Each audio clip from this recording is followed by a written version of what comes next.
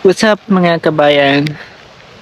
Happy Donut Day dito sa Poland or Happy Fat Day.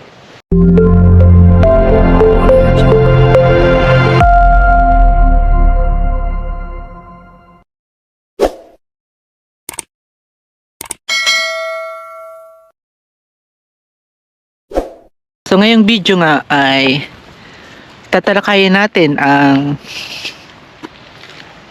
mga bagong pangyayari na nasagap ko sa mga kaibigan ko at sa article mga kababayan.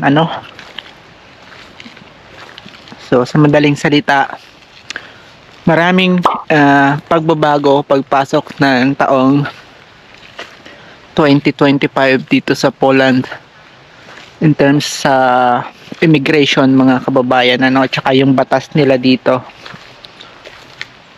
Ang ibig kong sabihin, napakadaming mga immigrant, mga kabayan, mga foreigner ang na-deport sa kadahilan ng overstay, walang visa, walang working permit, pero andito pa rin sila sa Poland.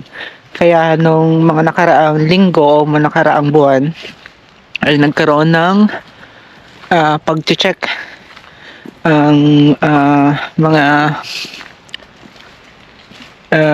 government official dito sa bansang Poland. So alam yan ng iba nating mga kababayan dito sa Poland at updated sila regarding sa pangyayari dito sa Poland mga kababayan. So kasi mga kababayan, ang dahilan, yung iba kasi kahit walang working permit, walang visa, lalong-lalo na yung mga nagtatrabaho sa factory. Kasi yung mga lugar ng factory dito ay medyo sa probinsya or medyo liblib. So hindi yan madalas napupuntahan ng mga officer or ng mga taga-gobyerno para ma-check yung documents nila. So pwedeng gumawa dyan ng ng kwento ang employer nila na may mga papel pa yung mga tauhan nila. So sa madaling salita, ganyan yung mga nangyayari sa mga foreigner ng mga nakaraang buwan dito, mga kabayan. Kaya't nung nagkaroon ng malakihang pag-check sa mga documents, yun, maraming mga napauwing mga foreigner, maraming na-deport sa madaling salita, maraming na-disappoint sa mga pangyayari or nagulat dahil nga syempre kahit ako naman sa sitwasyon ko, kung ang sitwasyon ko ay wala akong dokumento, kakabahan ako at napakahirap sa akin ng ganong sitwasyon kung ako ang nasa sitwasyon ng ating ibang mga kababayan natin dito at ibang mga foreigner. Kung ako walang papel, talagang tatago ako at gagawa ng paraan para makapag-stay pa, kasi nga syempre ayaw ko munang bumalik sa Pilipinas nang hindi ako successful, kasi nga ang dahilan dyan, syempre, sumugal ka na o kailangan mo talagang isugal pa kung kaya pa, diba? Kaya't kung advice ko, kaya ang magandang advice ko sa mga kababayan ko na andito sa Poland, kung kayo ay bago pa dito mga kababayan, huwag muna kayong palipat-lipat kung wala pa naman kayong TRC at wala pa kayong siguradong lilipatan. Kung ang paglipat lang ninyo ay nahikayat lang kayo ng mga kaibigan nating Pilipino or mga kakilala nating mga Pilipino, kailangan magsigurado muna kayo mga kabayan. Kasi mahirap isugal yung sitwasyon nyo dahil wala tayo sa ating sariling bansa, lalong-lalo na dito sa Poland mga kababayan. Dahil nga, paiba-iba sila ng law or paiba-iba sila ng batas. So, Kapag sinabi ng taga-gobyerno na i-deport ka na, ano pang magagawa natin? Huwag kayong magpadalos-dalos sa inyong mga desisyon, mga kababayan. Kung kayo ay nahikayat lang ng ating mga kababayan dito na maganda doon, maganda dito, something like that mga kababayan. Kaya pag-isipan nyo munang mabuti. Yan ang ibig kong sabihin sa inyo mga kababayan. Kaya yung iba ay nade-deport dahil sa desisyon nilang ganyan. Nahihikayat sila ni kaibigan na malaki ang sahod doon, malaki ang sahod dito.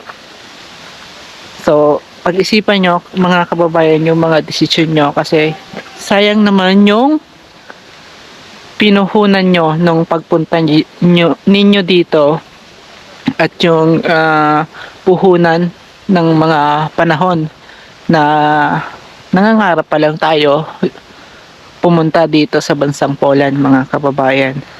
Alam ko na napakahirap ng sitwasyon sa dito sa Poland sa may mga pamilya dahil nga hindi naman talaga kalakihan ang sahod dito sa Poland mga kababayan.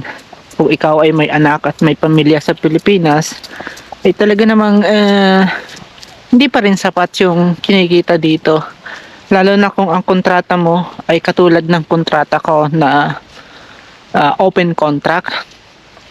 Hindi tumataas yung oras ko, hindi rin bumababa. Kumbaga ang ibig kong sabihin sa inyo mga kababayan, ang kontrata ko kasi dito ay fix.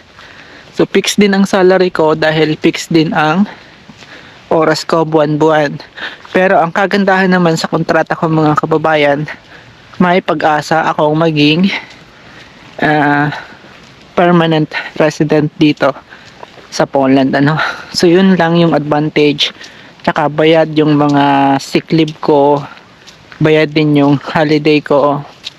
Yun lang naman yung kagandahan na gusto kong parating sa inyo. Kung ang contract nyo ay open contract, so ibig sabihin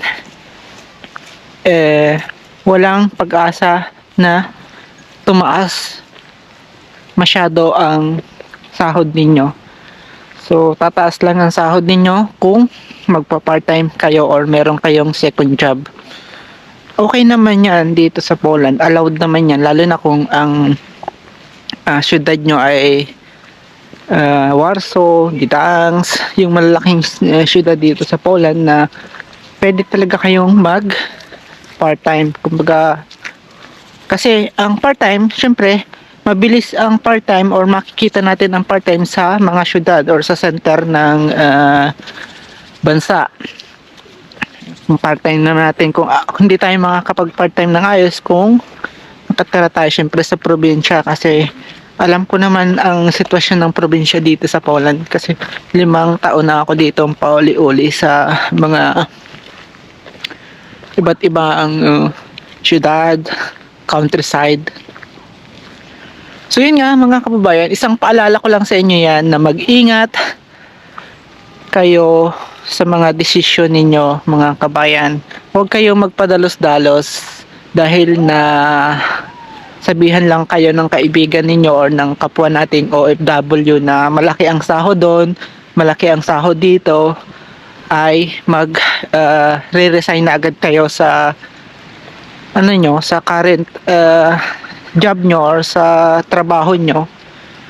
Pag-isipan nyo munang mabuti para hindi kayo maghintay sa working permit at sa temporary residence card ninyo, kasi napakahirap maghintay ng papel na yan mga kabayan.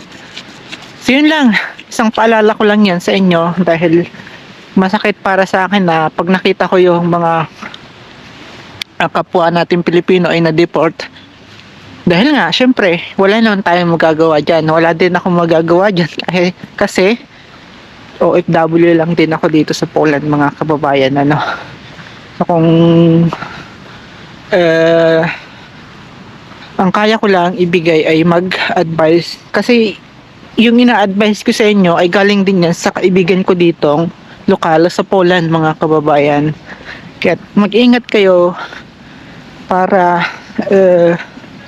umunlad pa tayong mga Pilipino dito sa Poland. Kasi masaya ako kapag lahat tayo ay masaya dito sa Poland, mga kababayan, ano. Patuloy tayong mag-ingat sa ating mga desisyon dito sa Poland para hindi tayo ma-deport at magaya doon sa ibang mga foreigner, mga kababayan, ano. So, nakakalungkot isipin, pero it is what it is. Kaya mag-ingat tayo, patuloy tayo mag-ingat sa ating mga desisyon, mga kababayan, at magkita-kita tayo sa mga susunod kong video, mga kababayan. Maraming salamat pala sa mga suporta ninyo. At maraming salamat sa mga susuporta pa ng mga kababayan na patuloy na nakakapanood ng aking video, mga kababayan, ano. So hanggang dito muna yung paggawa ko ng video.